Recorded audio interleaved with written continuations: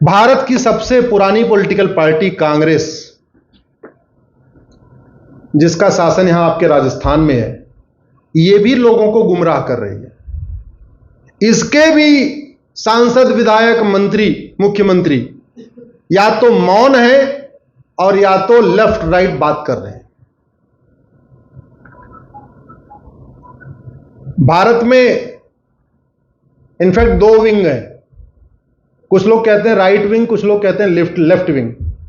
मैं कहता हूं ये तो राइट विंग है या तो रॉन्ग विंग है, लेफ्ट विंग नहीं है यहां पे। या तो राइट विंग है या तो सही है या तो गलत है। इसमें राइट लेफ्ट का चक्कर नहीं है।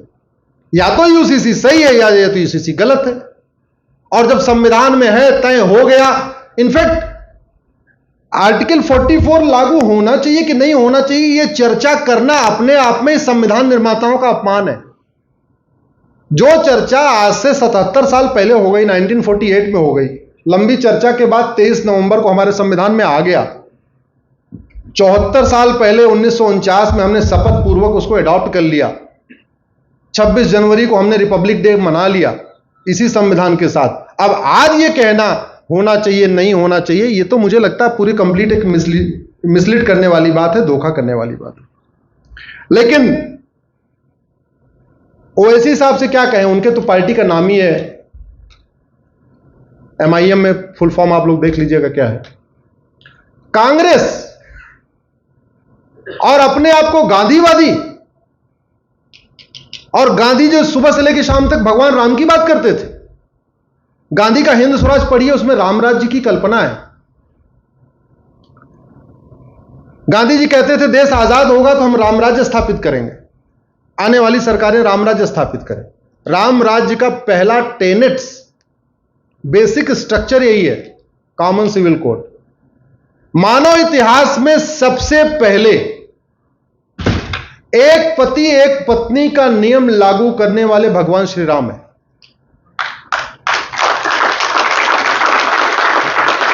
रामायण के उत्तरकांड में,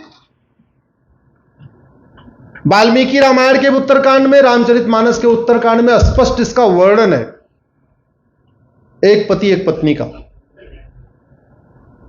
जिस रामराज्य की कल्पना गांधी जी करते थे, आज की डेट में गांधी सरनेम लगाने वाले यूसीसी पे लेफ्ट राइट मार रहे हैं, सीधे खुल के नहीं आ रहे हैं। आपके गहलोत साहब भी अभी तक कुछ बयान आया नहीं आया? कुछ आया क्या बयान गहलोत साहब का यूसीसी? नहीं। सुबह से लेकर शाम तक प्रचार करते रहते हैं, दुनिया भर का टीवी में ऐड देते रहते हैं। आप लोगों का टैक्स का पैसा पूरा बर्बाद कर रहे हैं, काम कम प्रचार ज्यादा कर रहे हैं। कई बार तो ऐसे लगता है दिल्ली के मुख्यमंत्री और राजस्थान के मुख्यमंत्री में टक्कर चल रही है, कौन कितना बड़ा प्रचारक है, कौन कितना बड़ा प्रचार करने वाला है, पूरा टक्कर चल रही है।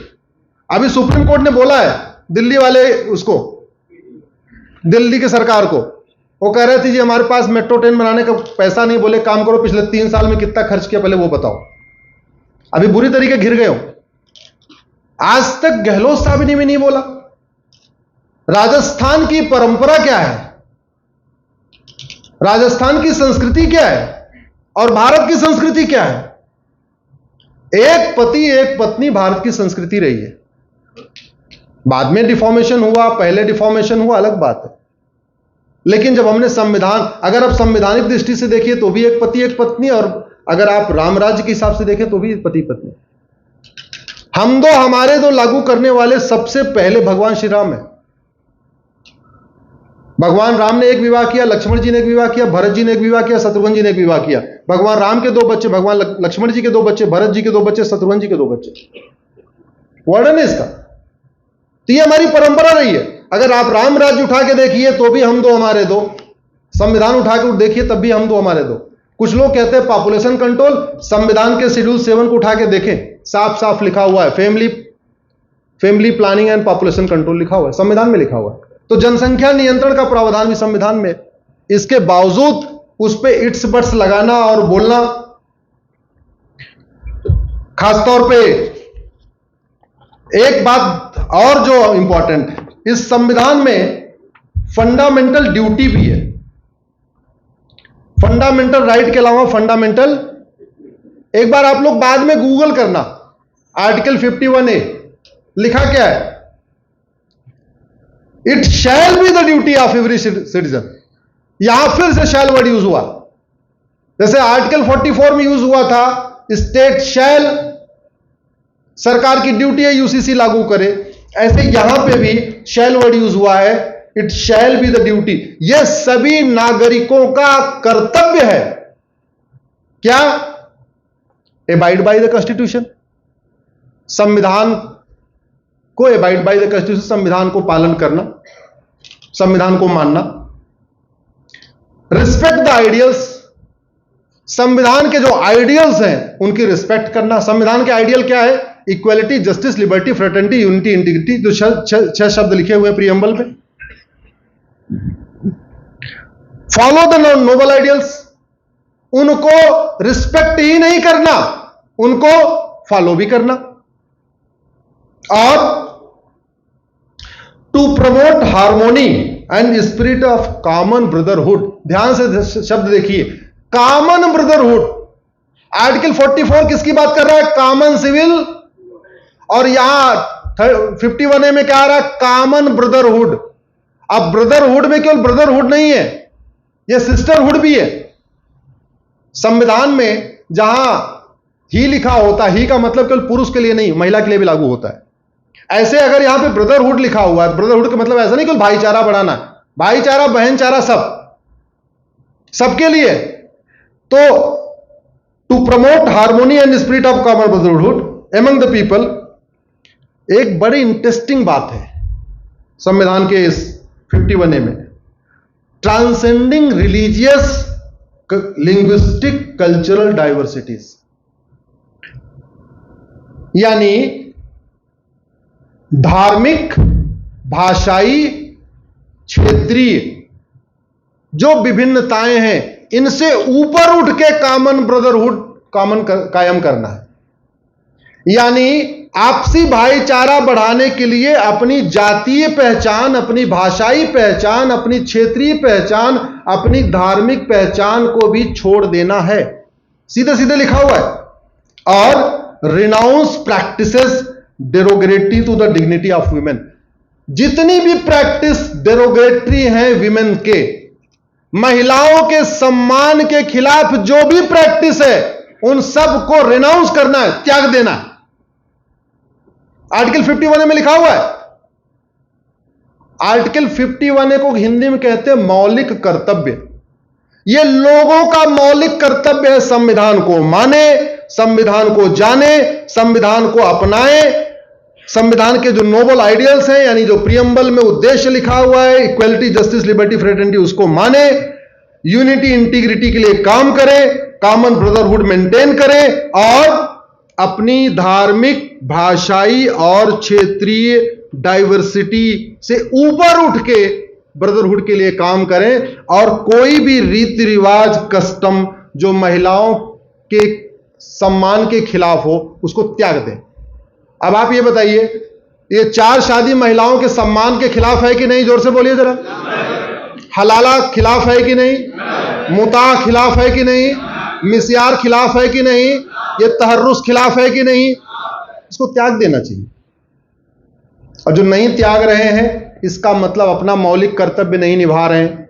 जो नहीं त्याग रहे हैं, इसका मतलब संविधान को नहीं मान रहे हैं। जो संविधान को नहीं मान रहे हैं,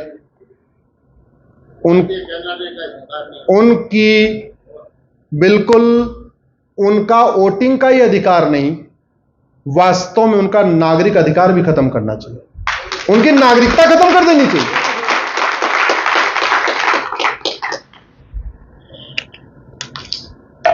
चार जगह हो गया। प्रीएम्बल जहां हमने कहा हम सब मानेंगे, आर्टिकल 13 जहां हमने कहा जो कुछ गलत है उसको छोड़ देंगे, आर्टिकल 44 स्टेट शैल, सरकार बनाएगी, आर्टिकल 51A जहां यह कहा जा रहा है हम ये वादा करते हैं, ये करेंगे। इसके बावजूद, अगर इसके बावजूद जो पढ़े लिखे लोग हैं, सिब्बल साहब जैसे लोग, चिदंबरम साहब जैसे लोग, ओवैसी जी जैसे लोग, जो वकील भी हैं, सांसद भी हैं, सांसद होने के नाते उनके ऊपर डबल ड्यूटी है, वो लोग अगर इसका विरोध कर रहे हैं तो उनको एक्सपोज करना भी जरूरी है। और मैं तो ये कहता हूं अब समय आ गया है कि भारत की सिटीजनशिप के लिए एक नया कानून बनाया जाए। पूरी दुनिया में है, हमें सबको इस पे एक मुहिम शुरू करना पड़ेगा। अमेरिका में अगर आपका कोई रिलेटिव होगा, अमेरिका में जाते उसको वहां सिटीजनशिप मिल गई क्या? मिली क्या? कम से कम 10-15 साल काम करने के बाद मिलता है। ग्रीन कार्ड मिलता है 15 साल के बाद, 20 साल के बाद, और वो भी परमानेंट नहीं मिलता, वो भी टर्म्स कंडीशन के आधार पर मिलता है। ग्रीन कार्ड देने के पहले कम से कम 20 कंडीशन है, उस पर टिक करवा लेते हैं, मैं ये भी मानूंगा, ये भी मानूंगा, ये भी मानूंगा, ये भी मानूंगा, ये भी मानूंगा। दुर्भाग्यवश हमने न सिटीजनशिप के लिए कोई कानून बनाया और न वोटिंग राइट के लिए कोई ढंग का कानून बनाया। ये दो जगह कमी है। भारत में पैदा होते ही सिटीजनशिप मिल जा रही है और 18 साल का होते ही वोटिंग राइट मिल जा रही है। ऐसा न सिंगापुर में है, न अमेरिका में है, न कोरिया में है, न फ्रांस में है, जापान में है। फ्रांस तो लिबरल हो गया था, उसकी हालत तो आपने देख ही लिया क्या हो गया, फ्रांस में क्या चल रहा है।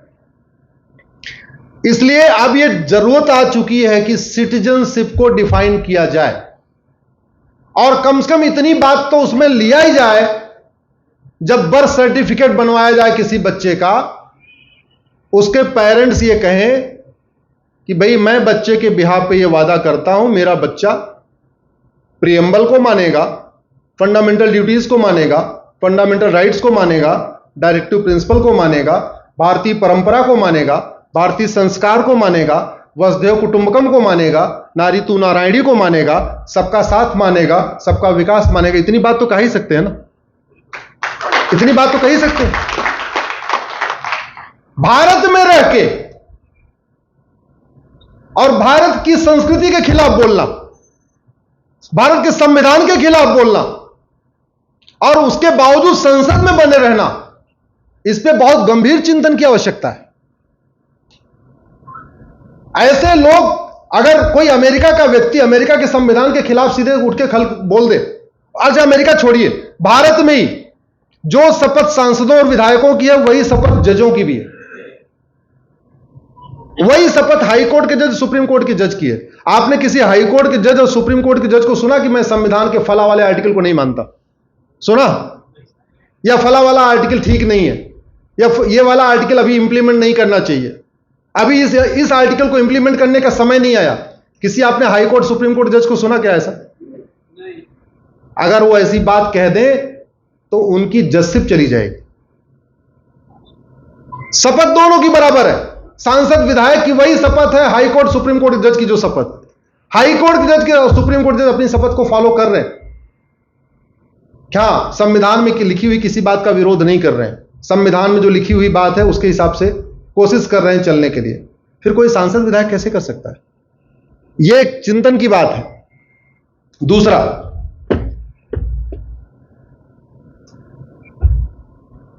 फ्रांस जल रहा है, जल रहा है। आप लोग थोड़ी देर सुनना चाहते हैं मुझे? और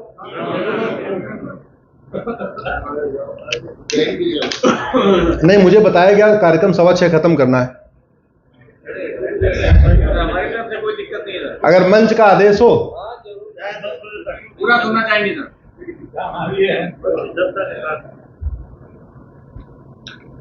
फ्रांस के पास एयरपोर्ट बढ़िया है कि नहीं है? जोर से बोलिए जरा। हाईवे, स्कूल, कॉलेज, हॉस्पिटल सब बढ़िया है। पुलिस वालों के पास मशीन गन भी अच्छी है, राफेल भी है, यूएन की परमानेंट मेंबरशिप भी है, वीटो पावर भी है। 15 दिन से जल रहा है कि नहीं? यूएन की मेंबरशिप काम आई? राफेल काम आया? कुछ काम नहीं आया। क्यों? क्योंकि फ्रांस आचार्य चाणक्य के रास्ते पे नहीं चल रहा था, फ्रांस विदुर जी के मार्ग पे नहीं चल रहा था।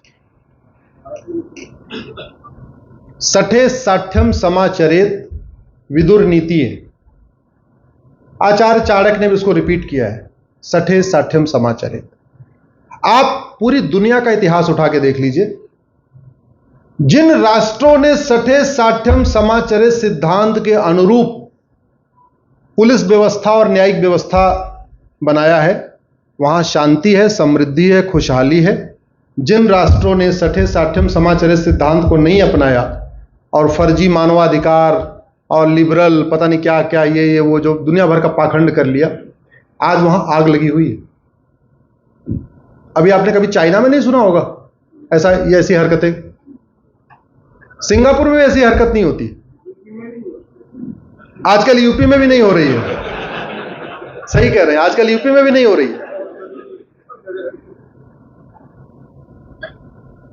इसलिए, और आपके राजस्थान में कन्हैया लाल के हत्यारों को फांसी हुई क्या? सरकार ने कोई एफर्ट किया आज तक? गंभीरता के साथ सोचिए, कन्हैया लाल एक व्यक्ति नहीं है, एक निर्दोष व्यक्ति जो कपड़ा नाप रहा है उसका जानने वाला ही आके गला काटता है, वीडियो बनाता है। आप लोग कब जगेंगे? जब आपके मोहल्ले में भी वो काम हो जाएगा। गंभीरता के साथ सोचिए इसको। ये जो हरकत है, ये जो सोच है, इससे पूरी दुनिया परेशान है। लेकिन शांति वही है जहां पे विदुर नीति है, सठे साठ्यम समाचरित के। अजमेर कांड के आरोपियों को फांसी हुई क्या? फांसी का हो तो छूट गए। और गहलोत साहब ने क्या शपथ लिया है? मैं संविधान के अनुसार कार्य करूंगा। संविधान क्या कहता है? Article 14 equality before law, equal protection of law. Article 14 rule of law, हम कानून का शासन स्थापित करेंगे। कानून का शासन स्थापित करना था तो आज तक कन्हैया लाल के हत्यारों को फांसी क्यों नहीं हुई? कानून का शासन स्थापित करना था तो अजमेर कांड वाले कैसे छूट गए? अरे narco polygraph brain mapping test करवा देते। और ये जान के आश्चर्य हुआ कि कन्हैया लाल के हत्यारों का अभी भी नार्को पॉलीग्राफ ब्रेन मैपिंग नहीं हुआ। कम से कम पता तो चलता कि ये तीन के अलावा और कौन कौन है इस साजिश में, और कौन कौन है, किसने उनको भड़काया, किसने उनको उकसाया, कहां से उनको डायरेक्शन आया। ऐसा थोड़ी को रात में सो रहे थे, सुबह बोले हम चलो इनका गला काटेंगे। अरे कि चर्चा हुई होगी, किसी से बातचीत हुई होगी, किसी ने उनको कहा होगा, किसी ने उकसाया होगा। क्या पता दिल्ली के किसी आदमी ने उकसाया हो, क्या पता मुंबई के किसी आदमी ने उकसाया हो, क्या पता पाकिस्तान के किसी आदमी ने उकसाया हो। वो सब तभी पता चलेगा ना जब नार्को पॉलीग्राफ ब्रेन मैपिंग होगा। अजमेर कांड के आरोपियों का अगर नार्को पॉलीग्राफ ब्रेन मैपिंग हुआ होता तो ये छूटते क्या? तो छूटते क्या? मुझे समझ में नहीं आ रही है गहलोत सरकार किसको बचाना चाह रही है। क्यों नहीं कन्हैया लाल के हत्यारों का नार्को पॉलीग्राफ ब्रेन मैपिंग 1 साल बीत गया, अभी तक नहीं हुआ? क्यों नहीं अजमेर कांड के जो आरोपी थे जेल में बंद है, अभी उनका नार्को पॉलीग्राफ ब्रेन मैपिंग नहीं हुआ? यह ऑर्गेनाइज्ड क्राइम है, इसमें एक व्यक्ति शामिल नहीं होता जो सामने दिखता है, पूरा एक सिंडिकेट होता है। कुछ उसमें लीगल मदद करते हैं, कुछ फाइनेंशियल मदद करते हैं, कुछ वैचारिक मदद करते हैं, कुछ उकसाते हैं, कुछ भड़काते हैं, कुछ मदद करते हैं। उसे सब पता चल जाता। 24 घंटे के अंदर पूरी दूध की पूरा सच्चाई सामने आ जाती। आज तक नहीं हुआ। भारत यहां राजस्थान में जमीनों पे कब्जा हो रहा है कि नहीं? अभी बीकानेर की एक बेटी को उसकी टीचर लेके चली गई। ये सबकी बेटी है। जब तक आप एहसास नहीं करेंगे जो बीकानेर की बेटी आप सबकी बेटी है, तब तक इस समस्या से निपट नहीं पाएंगे। अगर बीकानेर की बेटी को अपनी बेटी नहीं मानेंगे तो याद रखिए कल आपके घर में समस्या आने वाली है। जो बीकानेर की बेटी को जो टीचर ले गई उसको जेल में तो डाला गया, उसका narco polygraph brain mapping test आज तक क्यों नहीं हुआ? क्यों नहीं कह रहा हूं कि सरकार उसका नार्को पॉलीग्राफ ब्रेन मैपिंग करके पूरा पूछती है? और मैं कह रहा हूं लाइव करना चाहिए कि उस महिला को किसके इशारे पे काम कर रही थी, उस महिला के मददगार कौन कौन है, किस नेटवर्क की मेंबर है वो।